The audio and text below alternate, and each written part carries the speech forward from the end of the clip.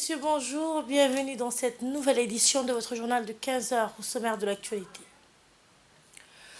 Au coup d'envoi du premier sommet africain pour le climat qui s'est ouvert lundi au Kenya, les décideurs africains ont souligné le potentiel du continent en matière d'énergie renouvelable et ont appelé à une participation financière internationale pour relever ce défi. Après des incendies dévastateurs, la Grèce est frappée par des inondations meurtrières. La Bulgarie et la Turquie sont également touchées. Bonjour et merci de nous accueillir chez vous.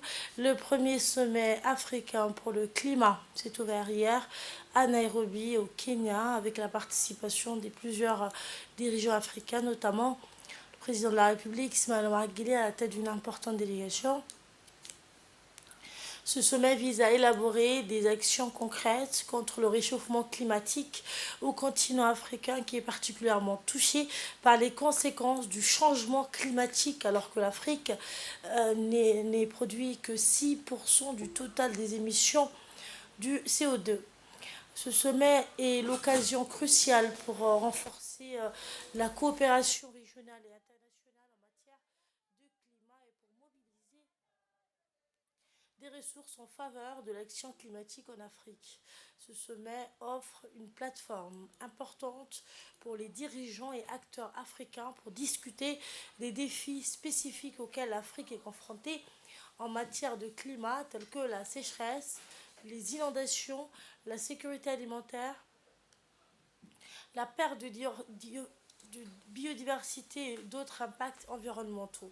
Durant ces 3 jours du sommet, les participants peuvent échanger des connaissances, des expériences et des meilleures pratiques en vue de travailler ensemble pour élaborer des politiques et des initiatives visant à lutter contre le changement climatique. Mobiliser des ressources financières et techniques en faveur de l'action climatique en Afrique était au cœur de l'agenda des chefs d'État et gouvernement africains.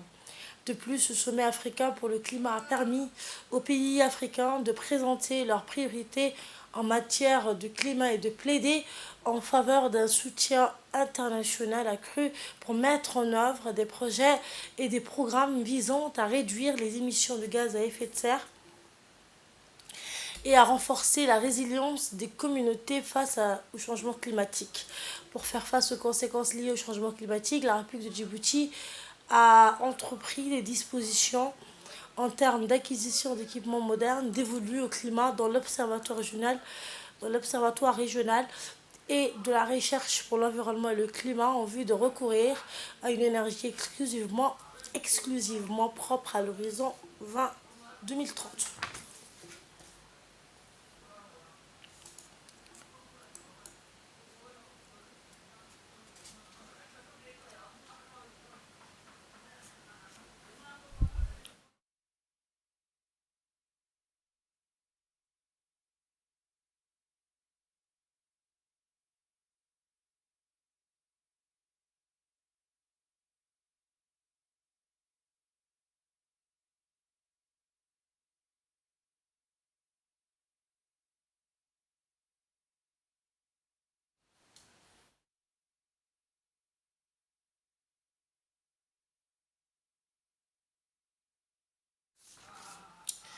Dans son intervention, le président de la République a dédié ses propos à l'illustration de la vocation établie de l'économie bleue, le développement tiré à partir d'activités liées aux mers et aux océans, à servir de canal de rémission et de créneau viable d'exploitation pour pallier aux déficiences économiques nées au prolongement des dysfonctionnements générés par le phénomène du réchauffement climatique. Voici un premier extrait du discours du président de la République.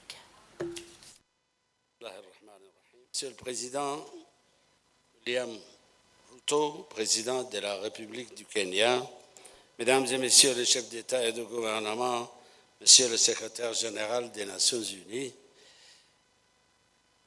Mesdames et Messieurs, tout d'abord, permis de remercier le président de la République du Kenya, William Ruto, et le peuple frère kenyan pour l'accueil chaleureux qui nous a été réservé depuis notre arrivée dans cette belle ville de Nairobi. C'est pour moi un réel plaisir de prendre part à ce forum qui qui s'inscrit dans une démarche de réflexion stratégique, de dialogue, d'échange en vue du développement durable de notre continent à travers le potentiel qu'offre l'économie bleue. La République de Djibouti souscrit totalement à la déclaration de Moroni et à la stratégie de coordination en vue d'un mécanisme pour les pays côtiers qui, à eux seuls, englobent près de 13 millions de kilomètres carrés de territoire océanique. Mon pays étant un pays désertique, sévèrement impacté par le changement climatique ces derniers temps, l'économie bleue s'est depuis longtemps naturellement imposée à nous. C'est pourquoi le secteur primaire ne représente que 3% du PIB, alors que le secteur tertiaire occupe 87%. Grâce aux activités portuaires, maritimes et logistiques. Notre position géostratégique nous offre par ailleurs un atout très important dans le secteur portuaire et le trafic maritime international. En outre, pour lutter contre le spectre de la soif, le dessalement de l'eau de mer nous a permis de résoudre le problème de l'accès à l'eau potable et Djibouti a réalisé sa première usine de dessalement de l'eau de mer.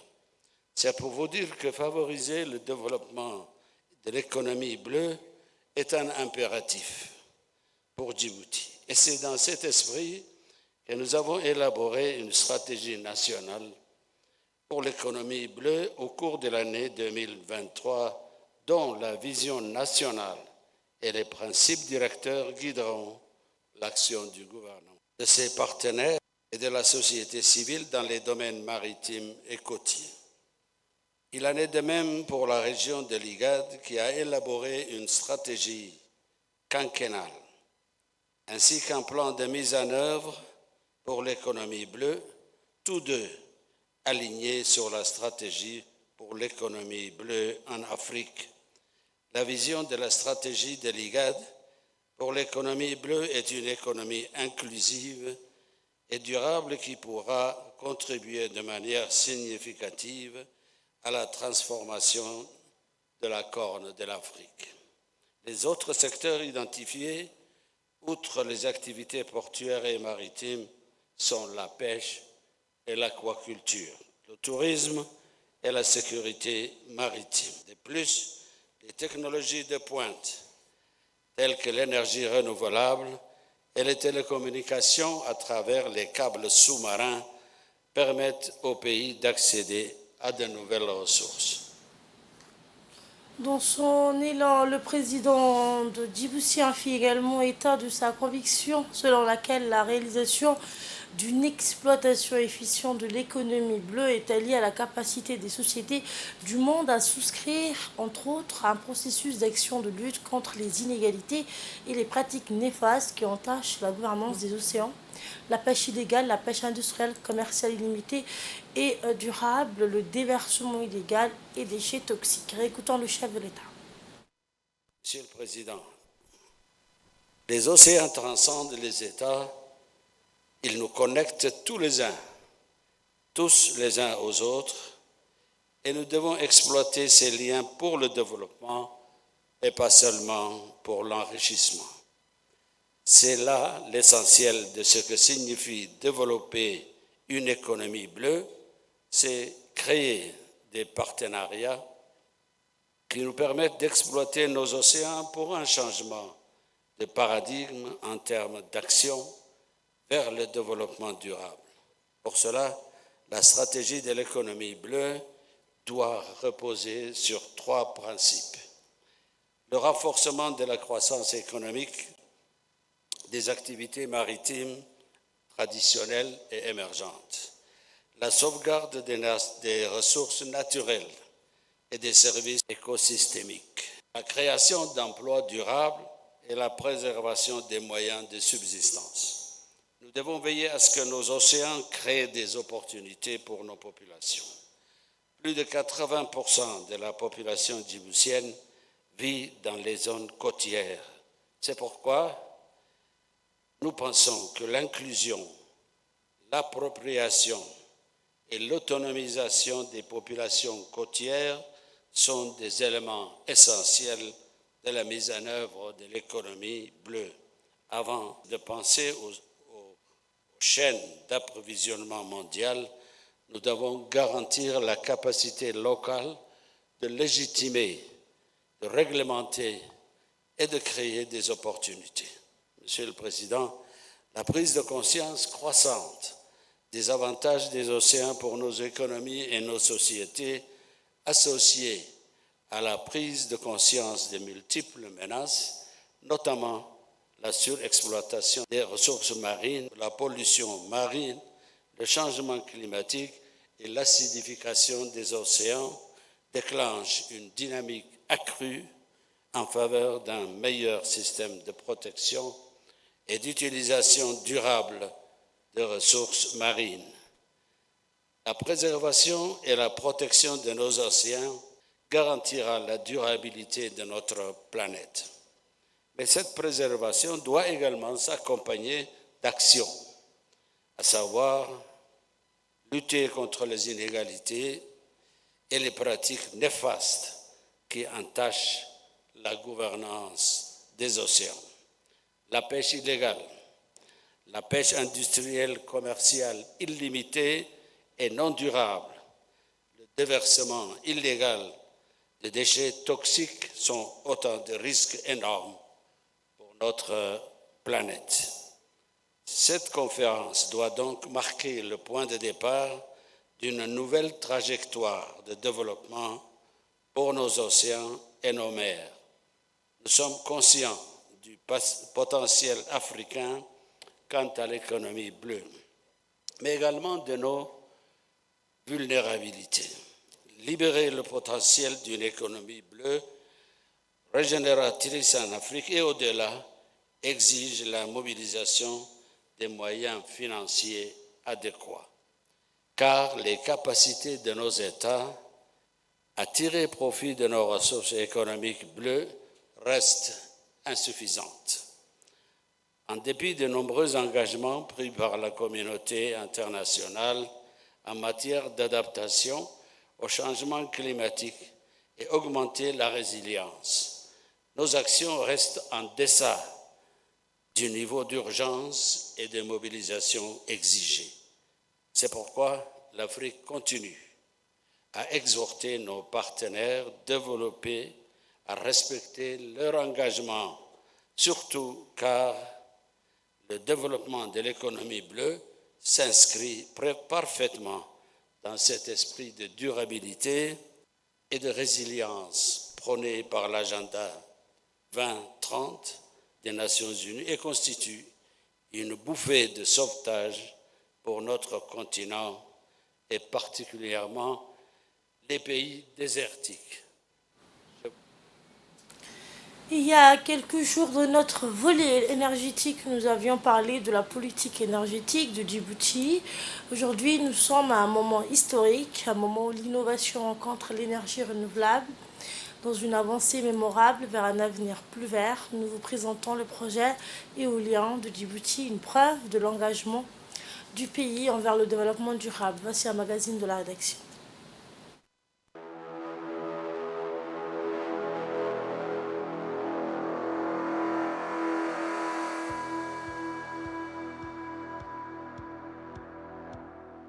Niché au cœur de la région captivante du Goubet se dresse fièrement le tout premier parc éolien de notre histoire nationale. Cette initiative révolutionnaire a été orchestrée par la vision Red Sea Power et mise en œuvre par les mains expertes de Simen Gameza. 17 majestueuses éoliennes s'élèvent fièrement dans le ciel azur, leurs pales tranchant l'air avec détermination. Voici le parc éolien du Goubet qui exploite les murmures de la nature pour générer proprement et puissamment 260 MW d'énergie. Et ce n'est qu'un début prometteur. Grâce à des extensions potentielles, cet orchestre puissant de turbines pourrait atteindre une capacité de plus de 100 MW. Cette entreprise représente une symphonie de collaboration entre le secteur public et privé, dirigée par le ministère de l'Énergie de Djibouti, responsable des précieuses ressources naturelles. Cette vision est proprement enracinée dans la feuille de route 2035 de Djibouti. Ce parc éolien ne concerne pas seulement l'énergie. Il s'agit de rêves tissés au sein des turbines, façonnant un avenir plus propre, plus vert pour la génération à venir. La première partie de la vision 2035 initiée par le chef de l'État, Al-Hajj Ismaël Omar Guelleh, et de son gouvernement, que nous voulons une Djibouti à production d'énergie verte, 100% verte 2035, à l'horizon 2035. Nous sommes, je crois, sur la bonne voie. Nous allons inaugurer ces parcs éoliens qui est déjà à l'essai et qui produit déjà depuis le mois de juin et que nous utilisons cette production, alhamdoulilah rabbil alamin, et que nous allons essayer de faire de cette première phase une phase de réussite des projets. L'impact dépasse largement la simple production d'énergie. À mesure que ces géants se sont élevés de la terre, une vague d'emplois a suivi, offrant ainsi de nombreuses opportunités et enrichissant des vies avec panache. Ce parc éolien a insufflé ainsi une nouvelle vie aux paysages ruraux de Djibouti. Les revenus ont afflué, les salaires ont été gagnés et les villages ont prospéré. Une toile de fond de vitalité économique se déploie. Ces parcs éoliens répondent aux besoins énergétiques de Djibouti, l'indépendance énergétique de Djibouti. C'est un projet de 60 MW et un investissement de 122 millions de dollars US. Donc, ça va booster le développement industriel de Djibouti, dans nos ports, dans nos zones franches. Donc, pour baisser le coût de production dans nos zones franches, on avait décidé d'investir dans l'énergie non seulement verte, mais aussi pour avoir une énergie dépendante. Et Inch'Allah, le 10 septembre, nous allons aussi signer l'extension des 45 MW. Dans cette symphonie de progrès, Djibouti joue son rôle dans le concerto mondial en faveur de la planète plus saine. Le parc éolien de Goubet ne sont pas simplement des turbines. C'est le témoignage de la détermination d'une nation à réduire son empreinte carbone, à sécuriser sa souveraineté énergétique et à composer avec un avenir harmonieux. Alors que le soleil se couche derrière ses sentinelles tournantes, nous nous trouvons au seuil d'un lendemain plus radieux, où le vent du changement chuchote des récits d'innovation et d'espoir. La méthodologie du progrès de Djibouti résonne à travers le temps et l'espace. Nous rappelons qu'une nation unie ouvre la voie à un avenir d'infinies possibilités. Dans le reste de l'actualité, le président de l'Assemblée nationale de l'État, Mohamed El État, a reçu aujourd'hui en visite de courtoisie le commandant des forces françaises à Djibouti, le général de division aérienne Laurent Boité. L'audience entre le président de l'Assemblée nationale et le général Laurent Boité s'inscrit dans le cadre de la relation d'amitié et de partage qu'entretiennent les deux pays. Image que nous aurons dans nos prochaines éditions. Après celle de l'enseignement fondamental, la rentrée scolaire 2023-2024 pour les secondaires générales et techniques s'est déroulée hier dans le chef-lieu et dans les localités de la ville de Tadjoura. Une délégation escortée par la gendarmerie nationale, composée des personnels de l'inspection et le chef de service régional de l'éducation, Ahmed Hamadou, et le préfet adjoint, Habib Djilani Boulhan, a successivement effectué une tournée de supervision au lycée technique puis au lycée général où les policiers assuraient professionnellement la sécurité des lieux et des personnes pour s'enquérir du bilan de la rentrée auprès de 2 chefs d'établissement et leur ont présenté sans réserve. Aucun incident n'est à signaler et tous les personnels furent au rendez-vous. Au total, au lycée général, 911 élèves, dont 230 nouveaux inscrits en classe de seconde et 361 élèves, dont 168 nouveaux inscrits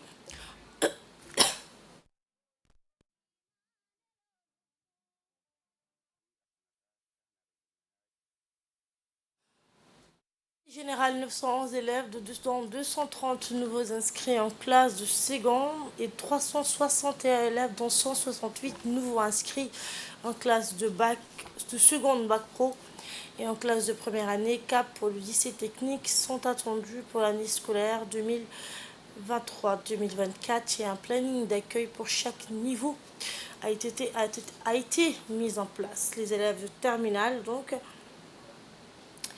Les élèves du terminal reprendront leur cours le lendemain. Nouvellement, il est à noter qu'une nouvelle classe de seconde accueillera le lycée dans la sous-préfecture de Dola, après ceux de Sagalou et de Rwanda. Toutes les dispositions nécessaires ont été prises afin de réserver un accueil satisfaisant aux élèves comme pour les professeurs. Rentrée scolaire de l'enseignement secondaire également à Obok, dans la région d'Obok, à l'instar de tout le pays. Après la rentrée scolaire, les élèves de l'enseignement de base et de moyen, ceux de l'enseignement secondaire, ont regagné les bancs des classes mardi 5 septembre. Et bien, la délégation conduite par le préfet d'Obok, par intérim Mohamed Hassan Hamed, a effectué une tournée habituelle dans les établissements concernés dans le but de constater le bon déroulement de cette rentrée scolaire. La délégation s'est d'abord rendue au lycée d'Obok qui accueille au total 261 élèves. Et puis au lycée d'enseignement technique et professionnel dans l'effectif d'élèves s'élève à 140 et enfin au lycée de Markazi qui accueille 49 élèves. À l'instar de tous les autres établissements de l'enseignement secondaire du pays, les lycées d'enseignement général et technique de la ville d'Ali Sabié ont ouvert leurs portes en cette journée. Du mardi, donc hier. Au total, 2053 élèves de l'enseignement secondaire et repartis dans les 5 lycées de la région ont regagné leur classe dans une atmosphère marquée par la joie et la sérénité. Une délégation conduite par l'adjointe du préfet de la région, d'Ali Sabié, Mme Saïd Rabel Assoué, a effectué une tournée de supervision dans les différents établissements de la ville d'Ali Sabié. À l'issue de cette tournée, les chefs d'établissement ont exposé à la délégation le point de la rentrée. La préfète adjointe du préfet de la région et les membres de la délégation ont souhaité aux équipes pédagogiques de chaque établissement une excellente rentrée scolaire, une année de réussite et de résultats meilleurs. Écoutez le proviseur du lycée Aré d'Ali Sabié, M. Ahmed Abdelghader.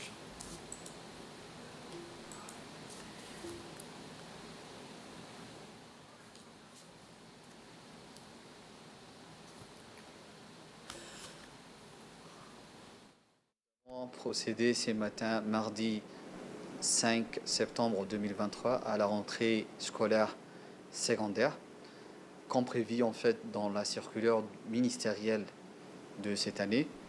Donc nous avons accueilli ce matin les classes des secondes et des premières.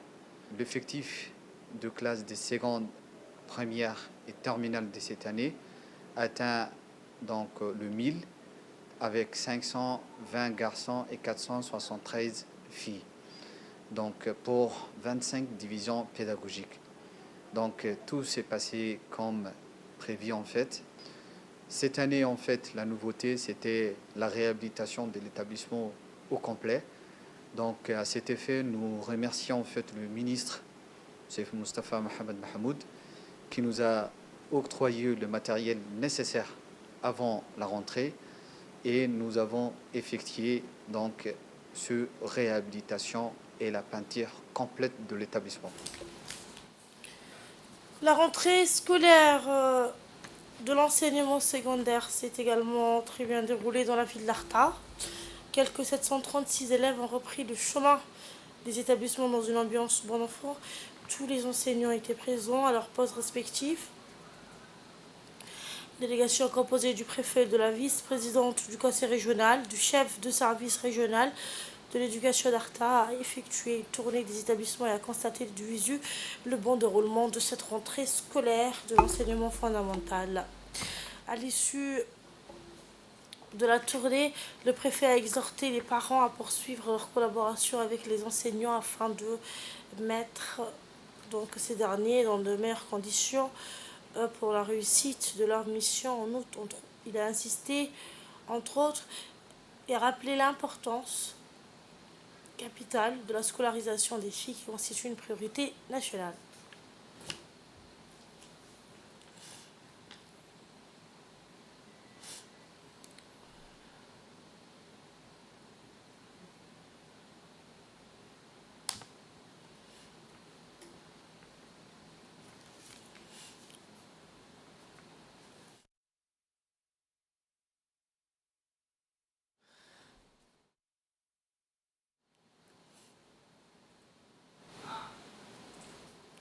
Écoutons le mot du proviseur du lycée hôtellerie d'Arta, M. Ali Mohamed. Comme vous le savez, aujourd'hui c'était la rentrée scolaire pour les lycées d'enseignement secondaire, technique et technique.